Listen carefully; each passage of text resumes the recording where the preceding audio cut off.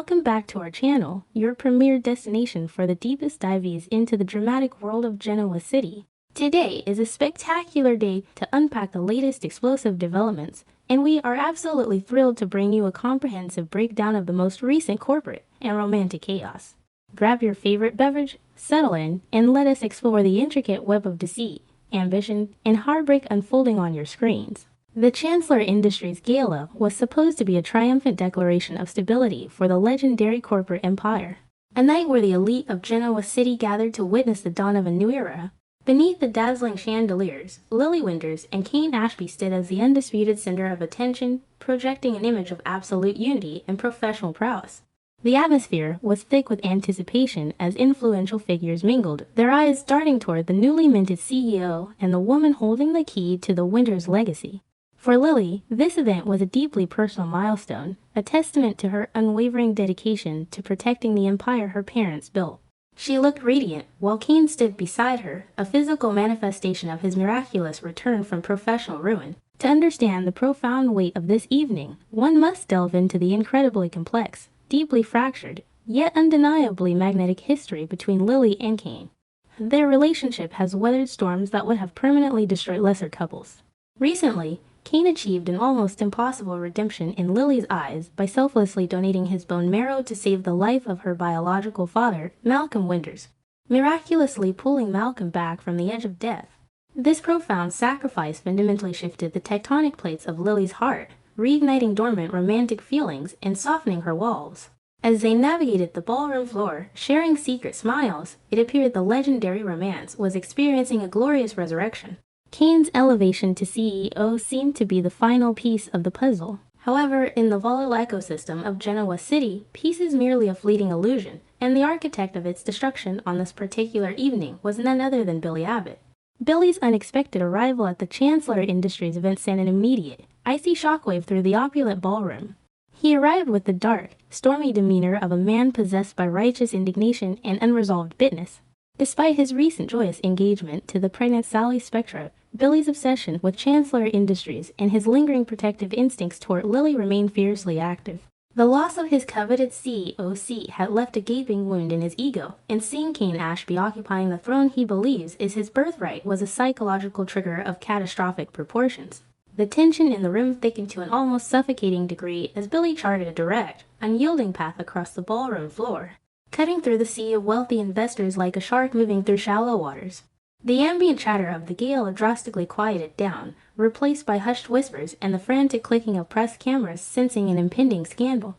Lily, catching sight of Billy's aggressive approach, felt an immediate, sickening drop in her stomach. Her instinct screaming that the carefully curated perfection of the evening was about to be violently shattered. She subtly shifted her stance, attempting to position herself as a buffer, but the momentum of Billy's fury was impossible to deflect. Kane braced himself, squaring his shoulders to meet the challenge head-on. Without a single pleasantry or a moment of hesitation, Billy launched a devastating, public verbal assault that echoed through the grand hall, ensuring that every reporter, board member, and rival executive heard every single word. He aggressively accused Kane of executing a masterclass in manipulation, exploiting his newly acquired CEO title not for the betterment of Chancellor Industries, but as a vehicle for his own selfish ambition. Billy's voice resonated with absolute conviction as he painted Kane as an opportunistic parasite who had conned his way back into the corporate stratosphere. He ruthlessly pivoted to the deeply personal, publicly declaring that Kane was actively weaponizing Lily's vulnerable emotions to secure his ultimate power grab, using the goodwill generated by Malcolm's surgery to buy his way into the boardroom. The sheer audacity of Billy's public spectacle lay in his relentless determination to strip away the veneer of Kane's redemption, exposing the raw, ugly history of deceit that has so often characterized Kane's tenure in Genoa City. Billy forcefully reminded the captivated audience of Kane's past transgressions and his historical tendency to prioritize his own survival over the well-being of the Winters family. He looked directly into Lily's eyes, his expression a mix of pleading desperation and fierce anger, insisting that she was being blinded by a carefully constructed illusion. Billy passionately argued that a man who had repeatedly lied to her face could never magically transform into the trustworthy leader Chancellor Industries required. He branded Kane as fundamentally unworthy of Lily's profound trust. For Kane Ashby, the public humiliation was a waking nightmare, a direct assault on the fragile new life he was so desperately trying to build. He attempted to maintain his composure, to project the stoic, unflappable authority expected of a CEO facing a disgruntled former executive, but the cracks in his armor were agonizingly visible. His face flushed with a mixture of profound embarrassment and boiling anger, his hands clenching into tight fists at his sides as he fought the overwhelming urge to physically retaliate against Billy's vicious character assassination. Kane vehemently denied the allegations, his voice tight and strained as he desperately tried to de-escalate the situation and reassure the whispering crowd. He looked at Lily, his eyes silently begging her to stand by him in this crisis. Caught squarely in the crossfire of this explosive masculine ego clash, Lily Winters experienced a profound, paralyzing sense of psychological whiplash. Just moments prior, she had been floating on a cloud of renewed hope, genuinely believing that she and Kane had finally turned a definitive corner toward a stable, loving future. Now, standing under the harsh glare of the public spotlight, she felt completely exposed, humiliated, and deeply conflicted. Billy's words, though delivered with unacceptable aggression, had managed to strike a deeply buried nerve within her subconscious, awakening the sleeping demons of doubt and insecurity that she had fought so hard to silence.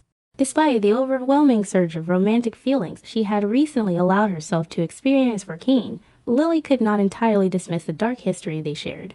Having successfully detonated his emotional and professional bomb, Billy Abbott did not linger to manage the fallout. He recognized that his work was done, that the seeds of toxic doubt had been firmly planted in the fertile soil of Lily's mind. With a final, chillingly calm demeanor that contrasted sharply with his previous yelling, Billy delivered a parting warning that hung heavily in the air. He looked directly at Lily, his voice dropping to a low, serious register, telling her that when Kane inevitably betrayed her again, when he brought Chancellor Industries crashing down around her, she could not say she hadn't been warned. He then turned his icy glare back to Kane, promising that the truth would eventually come to light. With that devastating mic drop moment, Billy turned on his heel and strode out of the ballroom. The immediate aftermath of Billy's dramatic exit was a masterclass in corporate panic and social awkwardness. The silence that followed his departure was quickly replaced by a deafening roar of gossip as guests eagerly dissected every syllable of the confrontation. Reporters, smelling blood in the water, aggressively pushed forward, shouting questions at Lily and Kane about the stability of the company and the truth behind Billy's allegations. Kane desperately attempted to engage in damage control, putting a protective arm around Lily and trying to guide her away from the flashing cameras, whispering frantic reassurances. However, Lily's body language had fundamentally shifted. She was stiff, distant, and visibly overwhelmed. She politely but firmly pulled away from Kane's grasp, retreating to a private area to catch her breath. In the quiet solitude of a private suite away from the gala, Lily's internal emotional battle raged with terrifying intensity. The romantic resurgence she had felt for Kane, the deep, soulful connection reignited by his life-saving sacrifice for Malcolm, was now violently clashing with the cold, hard logic of Billy's accusations. Could Kane truly be utilizing her father's near-death experience as a calculated chess move to secure his grip on the CEO position? The thought was sickening, yet given Kane's history of deception, she found herself agonizingly unable to roll it out completely. She paced the room, analyzing Kane's every word and action, searching for the hidden agendas and subtle manipulations that Billy insisted were there. Her heart desperately wanted to believe in Kane's absolute redemption, but her mind demanded empirical proof. Desperate for clarity and a perspective untainted by her own overwhelming emotions, Lily sought the counsel of the people she trusted most in the world, turning to her fiercely protective family members for guidance. However, this quest for advice only served to deepen her profound confusion, as she was met with a barrage of conflicting opinions and mixed signals. When she confided in her brother, Devin Winters, she was met with absolute, uncompromising validation of Billy's claims.